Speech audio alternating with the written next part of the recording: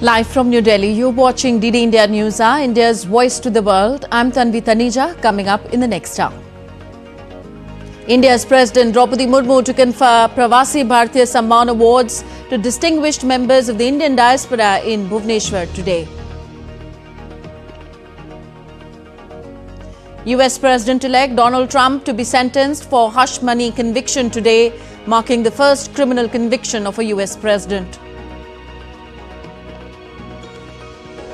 Security tightened in Venezuela ahead of Maduro's inauguration as president. Opposition leader Machado freed after brief detention. Death toll rises to 10 in the ravaging Los Angeles wildfires as thousands of homes destroyed. US government to cover 100% of the fire response costs. And world officially breached 1.5 degrees Celsius global warming record in 2024. But in a relief, Antarctic sea ice rebounded in December, say scientists.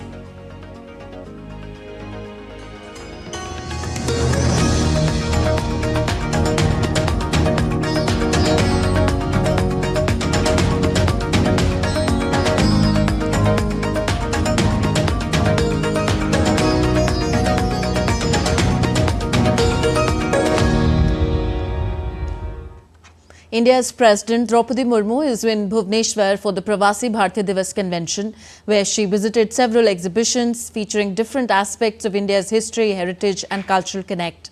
The three-day 18th Pravasi Bharatiya Divas Convention 2025, celebrating India's diaspora family across the world, will end today with the President presiding over the valedictory session. She will confer the Pravasi Bharatiya Samman Awards 2025 upon select members of the Indian diaspora to recognize their achievements and to honour their contribution in various fields in India and abroad. The Pravasi Bharatiya Divas Convention is the flagship event of the Government of India that provides an important platform to connect and engage with the Indian diaspora and enable them to interact with each other. India's External Affairs Minister chaired the fourth plenary session on the theme Diaspora Divas, celebrating women's leadership and influence Nari Shakti in Bhubaneswar today. Speaking on the occasion, Dr. S. Jaishankar said that women-led development has become a cornerstone of India's foreign policy under the leadership of Prime Minister Narendra Modi. A number of issues pertaining to gender equality, to women development, etc. are very much a part of our international activities and foreign policy as well. In fact, when we chaired the G20, we pushed very strongly for the concept of women-led development and got it accepted in the G20 conceptual framework, and thereafter we actually pushed for it very strongly when the Summit of the Future took place as well. External Affairs Minister Dr. S. Jaishankar interacted with a group of students from the Harvard Kennedy School and Massachusetts Institute of Technology, USA, at the ongoing Pravasi Bharatiya Divas Convention in Bhubaneswar.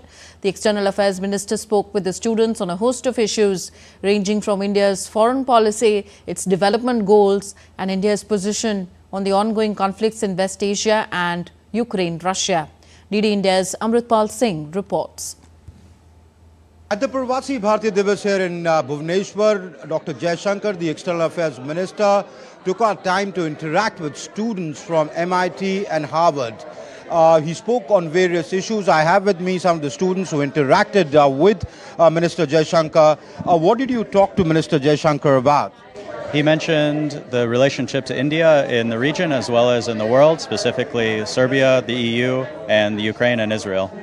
As India negotiates a difficult position in conflict-ridden areas, what did the minister say what India's approach is when it comes to the Ukraine-Russia conflict? With regards to the Ukraine-Russia conflict, the stance was there will be a solution and an end which is not determined on the battlefield, but it requires a negotiation. And India is willing to play the role to talk to both sides and be the mediator between both. I was very impressed with the minister's response to that question. I think it's a difficult time, it's a difficult situation to navigate, but he was very clear. India has is not going to accept any terrorism action, does not advocate for kidnapping of civilians. The country has a right to retaliate, but at the same time, he made it clear that there are humanitarian and global diplomatic actions that need to make sure that we're allowing aid to enter the country. We're looking out for civilians. And so he was very clear that conversations need to take place, continue to collaborate across the two countries so that we can have an end to the conflict. His response was that the European Union and especially Germany is one of the largest trading partners and the largest investor in India and continues to be a very strong partner. Well, what's amazing is that people really look over the amazing achievements that India has done in the last 10 years, economically, infrastructure, development. I mean, just alleviating 250 million people out of poverty is something not easy for anyone. That's more than entire nations. Not just that, but to have the development going on. I think he mentioned 4 airports are opened per year, new metro stations. These are all things that other countries dream of achieving, where India is doing it now naturally. And so I believe that there's an amazing decade coming up for India. So clearly, the External Affairs Minister putting out India's position that when it embarks on its journey to become a developed nation by 2047, there are experiences that India can share with the rest of the world and can partner with them to achieve that goal. With cameraman Sanjay Jaina, this is Amritpal Singh for DD India in Bhubaneswar. On to other international stories of the day. In the United States, President-elect Donald Trump is set to face sentencing today after the Supreme Court denied his last-minute appeal on Thursday to hold proceedings in his hush money case. The court noted that the judge who presided over the hush money case has already said that he plans to impose a sentence of unconditional discharge, which does not carry any jail time, fine or probation.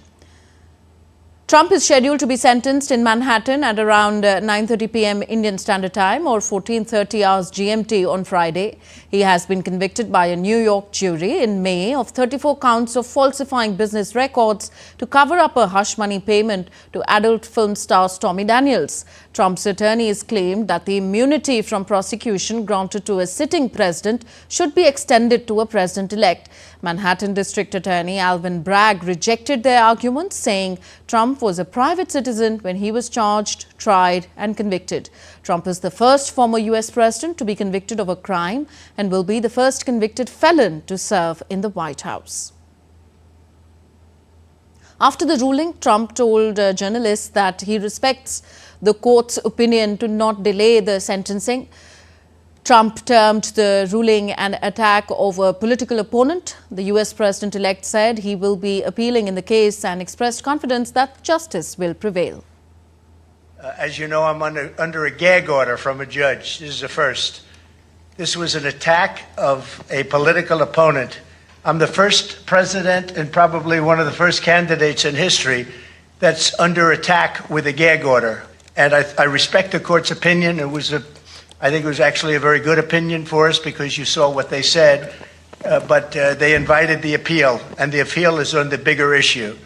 So we'll see how it all works out. I think it's going to work out well. Denmark acknowledged that it had long neglected the defense of Greenland, a vast and strategically important Arctic island, after President-elect Donald Trump said acquiring the Danish sovereign territory was vital for U.S. security. Danish Prime Minister Mette Frederiksen briefed political leaders on Trump's renewed interest in Greenland, having rejected his 2019 offer to buy it. He's not even in the White House yet, but his comments have rattled world leaders and created ripples in diplomatic corridors across the globe. Trump set off alarm bells when he refused to rule out military intervention to bring the Panama Canal and Greenland under U.S. control. Denmark's Prime Minister said on Thursday she had reached out to U.S. President-elect Donald Trump following his remarks about taking control of Greenland. Denmark has said it is open to talks on U.S. interest in the Arctic, but insists that Greenland belongs to the Greenlanders. We have also proposed a conversation between us. I don't think any concrete things will happen until the president-elect is president. European leaders have also supported the sovereignty of the Arctic island that is an autonomous Danish territory. Russia has voiced concern for maintaining peace and stability in the region. Trump's statements triggered angry reactions in Panama. Hundreds of Panamanians marched on Thursday to mark the anniversary of a deadly uprising against U.S. control of the Panama Canal in 1964, with some protesters burning an effigy of President-elect Donald Trump, who has threatened to retake the vital global waterway. More than 20 Panamanians died during violent clashes across the country in January 1964. The incident is regarded as paving the way for the eventual transfer of the canal to Panama in 1999. The bloody past still dominates national feeling over the canal, and the same is getting more pronounced at a time of rising tension with Trump. Meanwhile, Canadian Prime Minister Justin Trudeau has said US President-elect Donald Trump's talk of possibly annexing Canada was a tactic designed to distract people from the impact of his proposed tariffs. Bureau Report, DD India. US President-elect Donald Trump has said that Russian leader Vladimir Putin wants to meet him and that a rendezvous between the pair is being arranged. President Putin wants to meet. He's said that even publicly. And we have to get that war over with. That's a bloody mess. Soldiers are being killed by the millions. I looked at some very graphic pictures yesterday. The soldiers that are being killed, you know, it's a flat field. The only thing that stops a bullet is a body. On to South America now. In Venezuela, opposition Maria Corina Machado has been freed after being detained upon leaving a protest in Caracas on Thursday against President Nicolas Maduro. Machado was detained after making her first public appearance in months to lead a mass protest in Caracas.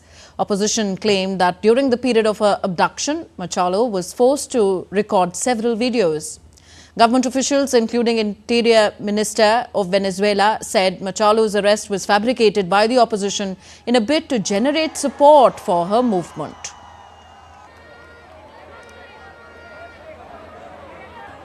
Inmediatamente dejaron correr por las redes que mienten.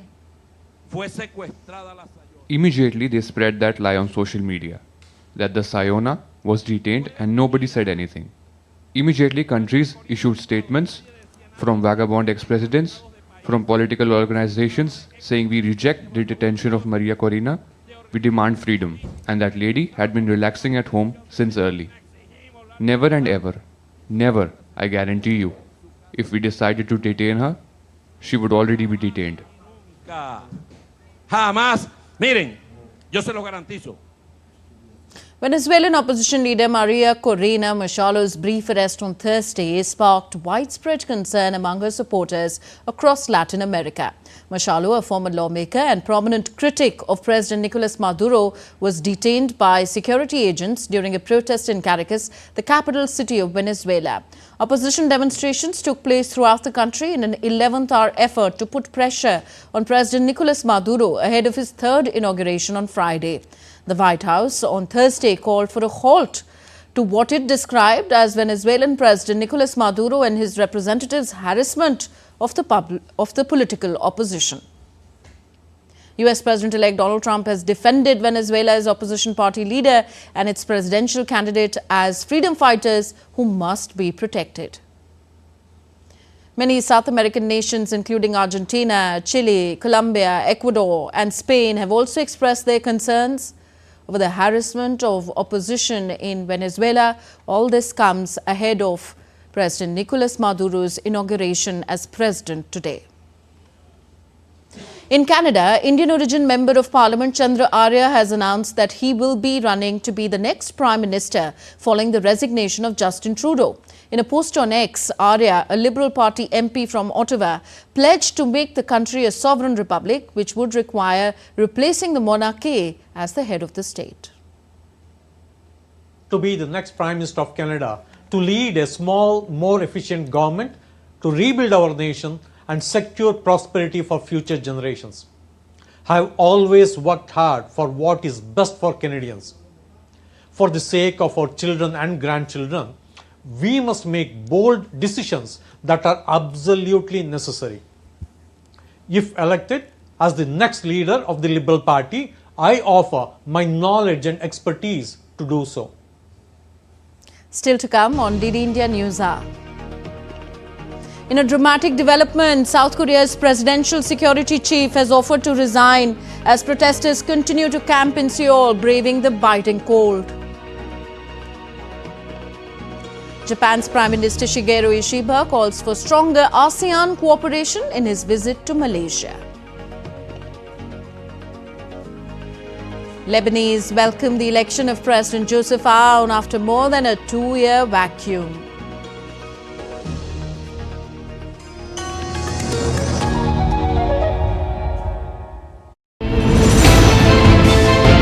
Geopolitics and trade deals. Economic challenges amid development. Hard work and the path to prosperity. It's the economy always. Between walkers, money is what money does and says. Supply creates its own demand. Between the bulls pulls and bears tears. When supply chains globalization and India rises to the podium. We'll get you centered with the Economic Brief at 8 p.m. every Thursday on DD India.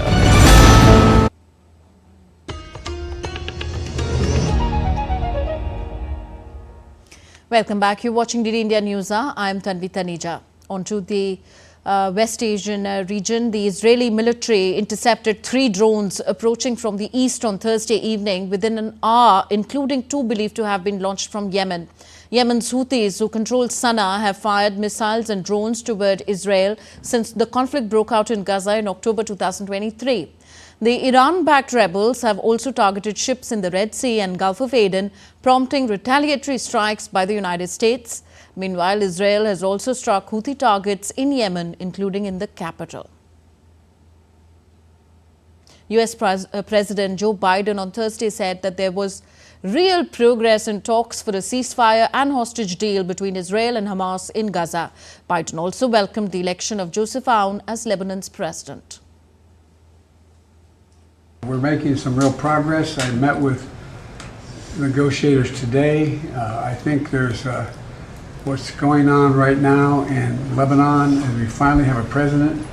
He's a first-rate guy. I spent time on the phone with him today, about 20 minutes to half an hour, what they have planned.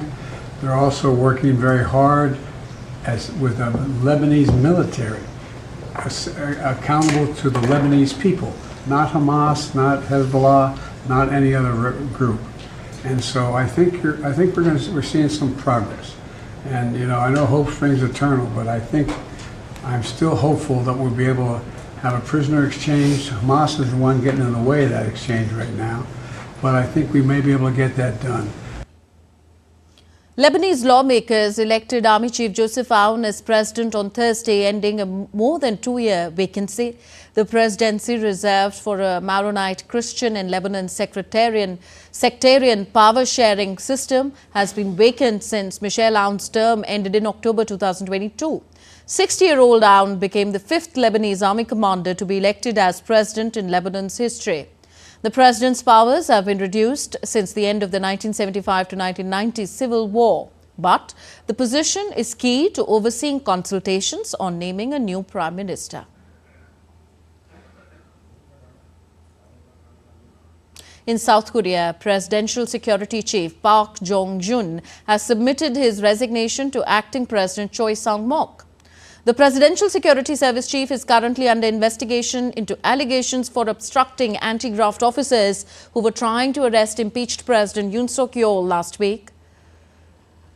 Earlier on Friday, Park Jong-un warned against the violent attempt to arrest Yoon. Arriving at police headquarters for questioning, he said that the current attempt to arrest a sitting president is wrong and Yoon deserved treatment becoming of the country's status. I believe that under no circumstances should there be a physical confrontation or bloodshed, and in order to prevent such a situation, I have called acting President Cho several times to suggest interagency mediation with the government and I have also asked the President Yoon Suk Yeol legal team for a third alternative. However, I did not get the right answer. I believe that there should be an investigate process befitting a sitting president. The current procedure for executing the arrest warrant is not appropriate. I hope that the president will be properly investigated in accordance with the national dignity of our country. Meanwhile, Yoon's guards have been increasing security at his central Seoul residential compound with barbed wire installations and bus barricades. Yoon's legal team said on Friday that the guards remain on high alert 24/7 for another arrest attempt despite immense pressure and stress. Japan's Prime Minister Shigeru Ishiba arrived in Malaysia on a 4-day official visit on Friday, where he was given a ceremonial welcome by his Malaysian counterpart, Anwar Ibrahim. This is Ishiba's first visit to the country since assuming office. The leaders held bilateral talks and joint news conference in Putrajaya, where Ishiba emphasized on a stronger ASEAN cooperation. Other important issues of discussion included regional security concerns, tensions in the East and South China Seas, West Asia and Myanmar.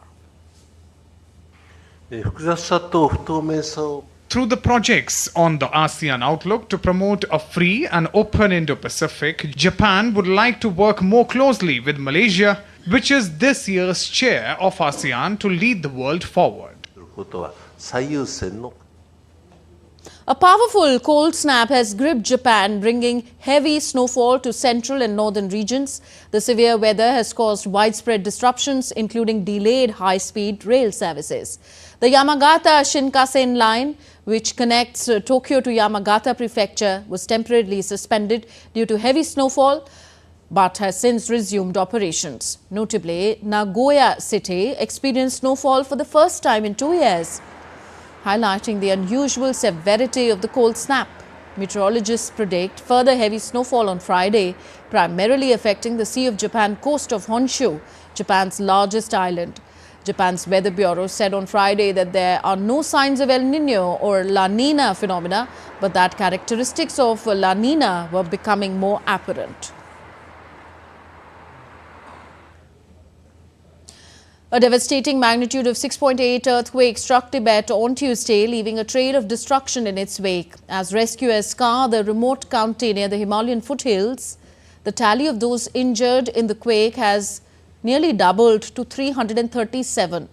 The death toll remains at 126, with an unknown number of people still missing. Experts warn that survivors trapped under the rubble are likely to have succumbed to hypothermia due to the harsh Tibetan winter. Nighttime temperatures in the region have plummeted to as low as -15 degrees Celsius. The situation is further complicated by over 1,600 aftershocks, which have hindered efforts to relocate over 47,000 affected Tibetans to temporary shelters. Massive wildfires that engulfed whole neighborhoods and displaced thousands in Los Angeles remained totally uncontained on Thursday. Amidst chaos and reports of looting, U.S. National Guard soldiers are being ready to hit the streets to help quell disorder, while President Biden has asked the governor and local officials to spare no expense in order to do what they need to do and contain these fires. Los Angeles is a city on fire, and this time quite literally. With smokes blanketing the sky and an acrid smell pervading almost every building, swaths of the United States' second largest city lay in ruins. Massive wildfires from the east and west remain totally uncontained even on Thursday. At least 10 people have been killed so far. Thousands of homes and businesses have been incinerated, and nearly 180,000 people have been ordered to evacuate their homes, with another 200,000 under evacuation warnings.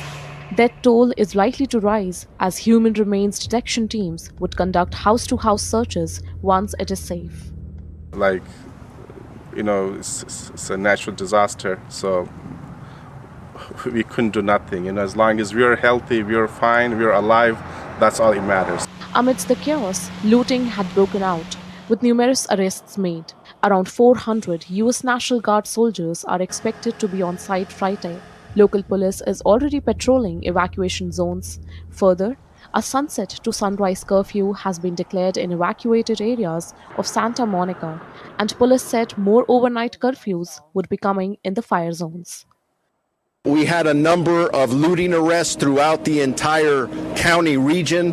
That is unacceptable behavior.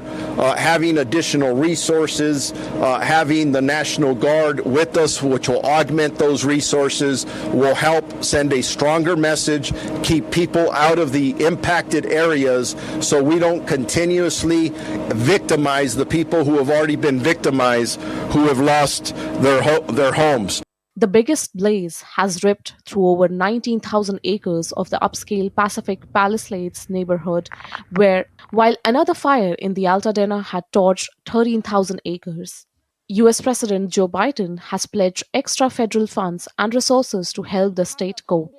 So today I'm announcing that the federal government will cover 100% of the cost for 180 days. This is going to pay for things like debris and hazard material removal, temporary shelters, first responders' salaries, and all necessary measures to protect life and property. And folks, I want to underscore, I told the governor and local officials, spare no expense to do what they need to do and contain these fires and in their communities that have really been devastating. Experts estimate the damage and economic loss at $135 billion to $150 billion US, warning an arduous recovery and soaring homeowners' insurance costs. Officials warn that more strong winds are expected on Friday and that Tuesday of next week could see even more robust winds. It has been around 262 days without rain in the area and conditions are very dry. Bureau Report, DD India. Los Angeles celebrities shared their concerns and pledged support over the unpredictable flames which tore through some of the world's most lavish real estate and showbiz landmarks, instantly recognizable around the world. Wildfires have long been a seasonal hazard in California, but in recent years, their frequency and intensity have increased significantly due to climate change.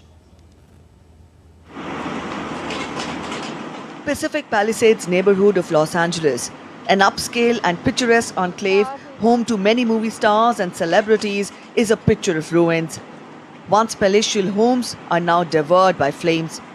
Power lines are downed and abandoned cars littered the roadways. Firefighting crews managed to fully control the Sunset Fire that forced mandatory evacuations in Hollywood and Hollywood Hills. The homes of many movie stars and Hollywood celebrities were among those consumed by flames. Like everywhere else in the world, it's people with ways and means and it's people without them. But you have to be there to all the people no matter what. Everybody needs support and love in these moments. Wealthy or not, poor or not, it's the right thing to do. So you try to make sure nobody is left behind, nobody is forgotten. What compounds the misery is the health risks as people evaluate the loss. Wildfires have blanketed the surrounding regions under a pungent haze caused by smoke, carrying noxious gases and particulate matter that pose serious health risks. So the particulate matter that you would see in a regular wildfire in the middle of a forest is something we are seeing, but included with that are the chemicals themselves that are created from the fire, from the burning of the man-made structures. So that adds another component in those chemicals can actually get deeper into the lungs than just the particles and actually can get into the bloodstream. Approximately 85% of the wildfires in the US are human-caused, stemming from unattended campfires, equipment malfunctions, worsened by climate change. Climate change has caused an increase in the wildfires. And we all have to care because it's an indicator that something is changing in the world, and this change is having an adverse effect to the environment. It's drying out the forest. It's making them more susceptible to wildfires. And then when these wildfires happen, that's going to be a detriment to our health. Meanwhile, actor Jamie Lee Curtis announced a $1 million donation to relief efforts. The Oscar winner, in a post on social media, said that she and her husband, actor and director Christopher Guest, along with their children, were starting a fund to support the cause. Bureau Report, TD India. Still to come on DD India News Hour. We discuss with our expert the impact of climate change and severe weather visible globally. And Uttar Pradesh Chief Minister Yogi Adityanath inaugurates Akashvani's FM channel Kumbh Vani to spread awareness of the Kumbh Mela.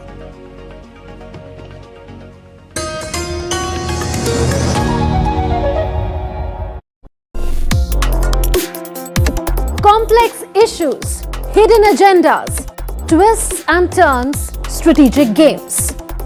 We think all dots are linked. We just need to connect them. Join me every week as I connect the dots to unravel hidden designs in statecraft, mysteries, and decode issues that matter to you. Watch Connecting the Dots with me at these times on DD India.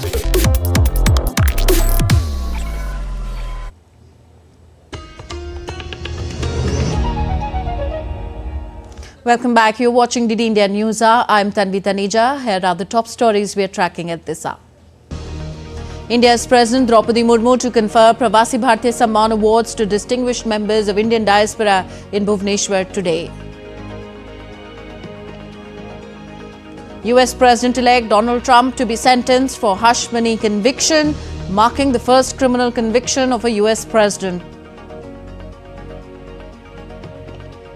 World officially breaches 1.5 degrees Celsius global warming record in 2024, but in a relief, Antarctic sea ice rebounded in December, say scientists.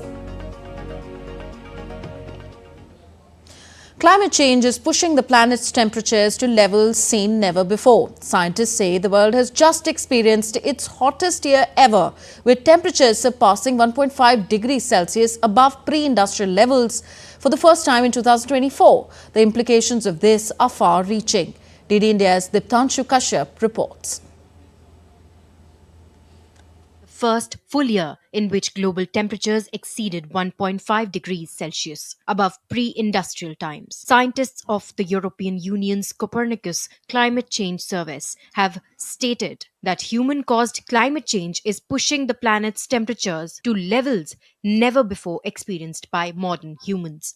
January to July has been the warmest on record. July was the second warmest, and then the from then on has been the second or close to first around. But when you put all of those together, then the trajectory is just incredible and sums up to the warmest year on record.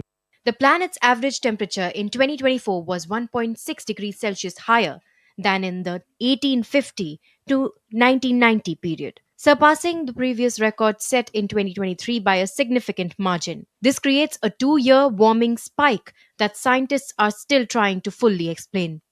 Experts warn that these rising temperatures are pushing us closer to the critical 1.5 degrees Celsius threshold.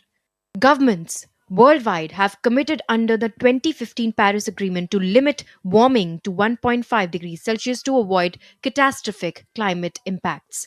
The first year above 1.5 degrees Celsius does not breach that target, which measures the average temperature over decades. But experts believe it is now clear that the Paris target will also be breached within the next 10 years. We are steaming along a path of self-destruction. That despite all the efforts being made by a number of well-meaning countries and entities, that will remain way off the target of what is required to keep global warming to 1.5. And it's just so sad that despite all the warnings that scientists have given, that nations across the earth, many of which are based in rich countries, are continuing to fail to live up to their responsibilities. The impacts of climate change are already being felt across the globe, with deadly wildfires in California, devastating floods in Nepal, and heat stress affecting nearly half the planet. Rising temperatures have also led to more intense storms and rainfall. Political will to address the crisis remains weak. As greenhouse gas emissions hit new record levels in 2024, the need for urgent action has never been clearer. Diptanshu Kashyap's report for DD India. Well, EU's report suggests a rise in overall temperatures. However, there has been a surprising turnaround in Antarctica's sea ice levels as observed in December 2024, marking a shift from the record low levels seen in previous months. The rebound has slowed the rate of sea ice loss, challenging earlier concerns about the potential for irreversible damage to the continent. According to data from the US National Snow and Ice Data Center, the Antarctic sea ice extent had recovered to 7.3 million square kilometers by the end of 2024. This significant rebound brings the sea ice levels close to the average levels observed between 1981 and 2010. The recovery is a welcome step despite from the record low sea ice levels recorded in 2023 and 24, which were the hottest years on record globally. Professor P.K. Joshi, Department of Environmental Sciences from the Jawaharlal Nehru University, now joins us to talk more about all this. Sir, welcome to the program. Despite knowing the devastating global repercussions of global warming, why is the political will to invest in containing climate change waning in some countries? Well, thank you. Thank you for this opportunity. And when we are looking at the issue of climate change, still many of the developed countries, they assume as if this is the problem of the developing countries or the small island countries. And many political leaders in the West, they are still arguing as if this is the truth, So that makes them slightly reluctant to meet the expectations which are from them with reference to Paris Agreement or otherwise, which very strongly talks about, transferring the technology for mitigation and also providing some kind of financial assistance as a grant so that the small island countries or the underdeveloped and developing countries can cope up with the global issue. And interestingly, these smaller countries, which we often talk about, which are getting the higher impact of climate change, they are not only the sole responsible for this kind of era. This is typically the lifestyles of the West, which is very highly energy intensive, which has resulted into such rise in temperature, erratic rainfalls, and subsequently what you see as numerous hazards and disasters, including heat stress, forest fire, drought, flooding, and the glacial retreat, which are there. So the developed countries have to take the responsibility. They actually have to confront the way India has demonstrated in its many of the commitments and also action items to mitigate the climate change. Okay, in the context of global warming, a word on the devastating wildfires currently raging in Los Angeles? Yeah, see, as the science tells us, there could be numerous factors which are responsible for forest fire. And broadly, when you look at globally, the human factors are ranging from 80 to 95%. But the recent forest fires, which you see in California or elsewhere, these are resulting because of the drought conditions, because of the depleting groundwater and the moisture regimes in the soil and excess temperature. Then in such a dry condition, which is, supported by higher heat stress, any lightning kind of phenomena which takes place, that results into forest fires. And so the fires which we are talking about today and otherwise also, most of these fires, their intensity and frequency is increasing, which is attributed to climate change or the drought conditions which are as a result of climate change or the heat conditions which are prevailing over there. Interestingly, by the end of 2024, the Antarctic sea ice extent had recovered to 7.3 million square kilometers, or very close to the 1981 to 2010 average. Does that at all change our calculations and fears regarding global warming, or would it be foolish and dangerous to think in those terms? Well, I don't say that these are the real positive indicators, because people who had earlier as well forecasted the impacts of climate change, they have repeatedly mentioned about the erratic behavior of precipitation patterns and the temperature regimes. You are seeing them as a positive indicator, but I see them with a greater degree of caution that these erratic behaviors are not the linear patterns which could be assumed as if things are becoming better. Or so the uncertainties which are associated with those need to be investigated, need to be validated, so that one can actually speak something very loudly about the process which is taking place. But the science as of now very categorically tells us that these behaviors will remain erratic across the globe. So even in Himalayas, we have plenty of examples wherein there is enrichment on glaciers, but there are equally and probably more examples which are telling us that snow or glaciers are retreating. So this is not the time to actually fix as if things are of a different order. Rather, we need to understand why such type of erratic behaviors are being exposed, or these cryosphere or other subsystems are behaving in such manner. Okay. Now, experts are afraid that the Paris target of limiting global warming will be breached in the next 10 years. What repercussions will that likely have on global climate and human life? And what should developed countries do in this regard? Well, 1.5 degrees Celsius or 2 degrees Celsius was a very thoughtful threshold. And it was considered keeping in account the life forms, the way life forms behave, including the human beings. So breaching 1.5 degrees Celsius is a precursor that now ultimately you will get to see that climate change is directly affecting the human health. It could be through the aerosols which are emitting because of the forest fire. It could be because of the drought conditions, heat stress, which can bring different type of strokes on unrest to the human society. So in a sense, now climate change will be able to expose human beings in the real term, which one will be able to understand and see the direct incidences happening around.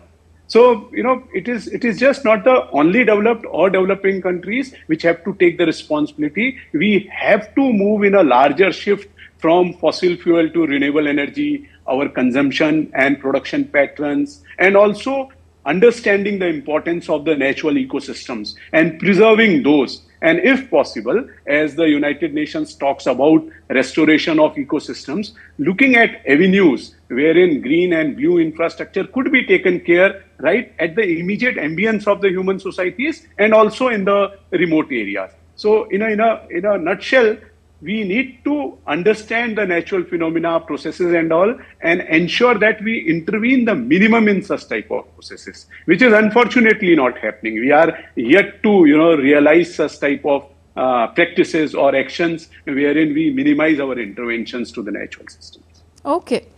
Thank you very much, Professor Joshi, for being with us on DD India News Hour and explaining to us the urgency of the hour to tackle climate change. All right, moving on. The Bharat Climate Forum 2025 kicked off in New Delhi today. The forum aims to position India as a global leader in clean technology manufacturing with a focus on achieving net zero emissions by 2070 and fostering self-reliance. The event was inaugurated by Union Minister for Electronics and Information Technology, Ashwini Vaishnav, who spoke about the government's vision to achieving growth in the clean tech industry. Listen in. Power supply has even a very small little frequency variation that can cause the entire batch of production to go waste. So it requires a lot of collaboration with the electrical power companies. So I would like to say that when we talk of Atmanirbharta, when we discuss Make in India, when we discuss developing technology, first, mindset is very, very important. Second, being able to collaborate with the wide range of contributors, that's again a very important point. The third thing which distinguishes our country vis-a-vis many other countries is the frugal mindset that we have. Uttar Pradesh Chief Minister Yogi Adityanath launched the special Kumbh Vani channel, that is FM 103.5 MHz, and the Kumbh Mangal tune by All India Radio in Prayagraj. The channel will broadcast live coverage of the Kumbh Mela, providing important information to devotees and promoting the Kumbh's traditions. The initiative, led by the Ministry of Information and Broadcasting, aims to spread awareness about India's cultural heritage and provide coverage of key events during the Kumbh period from January 10th to February 26th, including significant bathing dates such as that of January 14th, 29th and February 3rd. Mahakumbh के इस रहस्य के बारे में, उसके धार्मिक, उसके आध्यात्मिक, उसके सांस्कृतिक और उसके सामाजिक और आर्थिक पहलुओं को भी ध्यान में रख करके इस आयोजन का साक्षी हम सबको दूर दराज के गांवों में, मुझे लगता है कि यह फैलाने का काम कुंभवाणी, आकाशवाणी और प्रसार भारती करेगी. The channel will offer daily live reports, special cultural programs and information related to travel, health, cleanliness and lost and found items. It will also feature segments for youth, women and international visitors. We are trying to bring this to everybody's home through not only this Kumbhavani FM channel, but also through our three networks, I would say, DD National, DD India, DD News. Through our OTT network, we are trying to reach to every home in the world. We are putting more than 40 cameras, and the first time we are putting a helicam, a camera with a helicopter, which will give you the huge expanse of the event. More than 500 million people are expected to visit this in the entire 1.5 month period. And we are going to show to you, bring to you in entirety this particular magnificent, biggest event of the century. The revival of the Kumbhavani channel, which gained popularity during the 2013 Kumbh and the 2019 Ardh Kumbh, is set to continue the tradition of promoting India's cultural legacy. And next we take a look at other stories making news in India. 13 Naxalites, including those with rewards of 13 lakh and 5 lakh rupees, surrendered to police on Friday in the central Indian state of Chhattisgarh. They will now receive benefits under the government's rehabilitation policy, including financial assistance. Panic spread in the Indian Union Territory of Jammu and Kashmir areas after repeated sightings of a black bear. The bear was caught on CCTV attacking a poultry farm. Wildlife officials are conducting a major operation and have advised residents and tourists to avoid venturing out after sunset. India has sent a consignment of essential medicines, including antibiotics, painkillers and ORS, to assist Cuba after Hurricane Rafael. This humanitarian effort aims to support recovery and healthcare needs.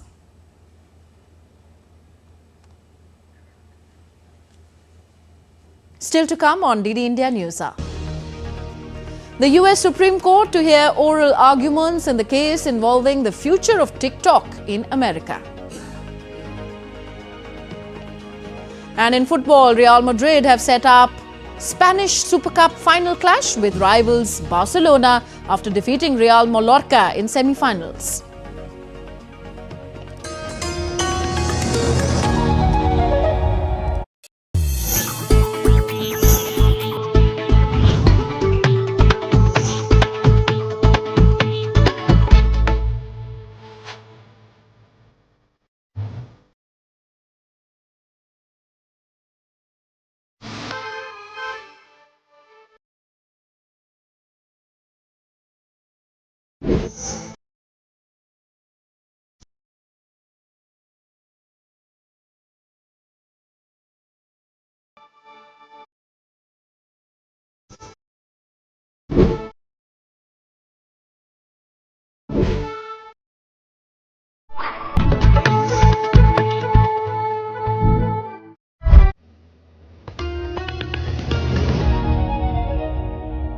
Thank you for staying with us on DD India News Hour. I'm Tanvi Taneja. In a historic step towards promoting Hindi education in Sri Lanka, the country's first certificate course in Hindi through open and distance learning was launched at the first ever Bharat Sri Lankan Hindi Sammelan held at Colombo. The unveiling of the course curriculum was done by Sri Lanka's Deputy Minister for Higher Education, Dr. Madhura Seneviratne, and High Commissioner of India to Sri Lanka, Santosh Jha. The Bharat-Sri Lanka Hindi Sammelan featured panel discussions on several aspects of Hindi language, including Hindi literature, education and usage in Sri Lanka. The Sammelan saw the participation of over 400 scholars, teachers and students from India, Sri Lanka and Nepal. A Kavi Sammelan featuring Sri Lanka's Hindi poets was also organized as part of the event. In Bangladesh, the declaration of the July revolution may not occur on January 15th as planned. Advisor to the interim government, Mahfouz Alam, cited requirement of more time to achieve a broader consensus on the same. He clarified that the interim government would not declare the proclamation, but is facilitating its formation. Alam emphasized the need for consultation with all stakeholders to make the declaration inclusive and unified. The announcement is postponed until a broader agreement on that is reached. The Supreme Court will hear oral arguments over whether TikTok should be banned in the United States if it doesn't separate from its parent company ByteDance, a major case that will have far-reaching implications for the First Amendment and TikTok's millions of users, though it's still unclear how the court will rule. Justices will hear arguments in two consolidated cases, taking aim at the federal law, which requires Chinese-owned ByteDance to divest from TikTok, or else TikTok will be banned from the United States app stores and from being hosted by American internet service providers. TikTok and creators on the app argue that the law violates their First Amendment rights by taking away access to the platform and its users' speech, while the federal government argues that the law is necessary to protect national security given ByteDance's Chinese ownership. And now let's get you some sporting action. Jude Bellingham and Rodrigo struck to earn Real Madrid a 3-0 win over Real Mallorca to set up a Spanish Super Cup final clash with rivals Barcelona. Bellingham, Martin Vollant and Rodrigo scored the goals for Madrid to set up a repeat of last season's final. Madrid has the chance to earn revenge for its heavy Clásico defeat in La Liga in October after Bellingham's clinical second-half strike sent it on its way to victory in Saudi Arabia. Bellingham was in the right place at the right time to carefully slot home the rebound past defenders on the goal line, continuing a stunning run of the individual form. Real Madrid will face Barcelona in the final next Monday. A struggling Everton secured a 2-0 victory against third-tier Peterborough in the FA Cup.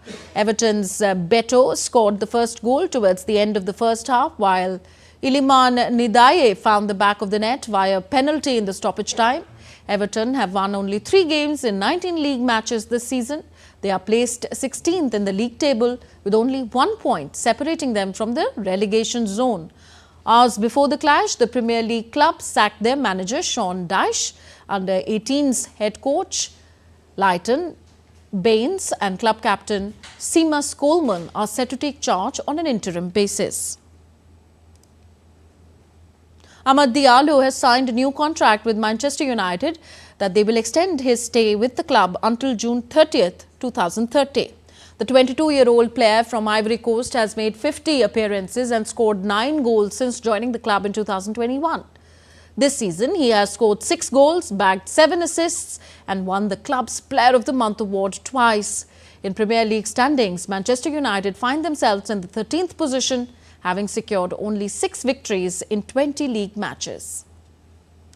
In the Hockey India League, Kalinga Lancers rallied to beat Team Gonasika 2-1 in a keenly contested affair and recorded their second consecutive victory on Thursday. The Lancers started strong, creating more circle entries in the first quarter, but Gonasika's defence stood tall, preventing the home side from gaining any early momentum. However, a goal from Aran Zelaski in the third quarter proved to be decisive as the Kalinga Lancers edged out Team Gonasika to secure victory. This win over Gonasika, which played on consecutive days, have enabled Lancers to jump to the third spot. And the Consumer Electronics Show, currently underway in Las Vegas this year, revolves around mental health and well-being, as most of the gadgets at display were designed to support the same. Various tech companies showcase devices that would support the elderly and people dealing with loneliness, depression, and other mental health issues. The 4-day-long show will conclude on Friday.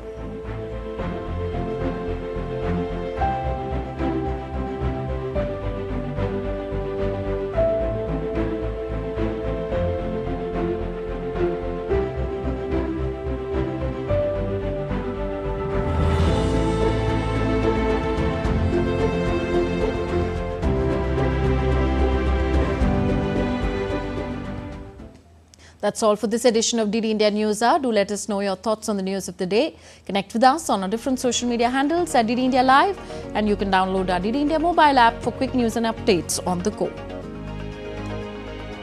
We'll be back with more news as it breaks here on DD India. I'm Tanvi Taneja. From all of us here in New Delhi, thank you for watching. Namaskar.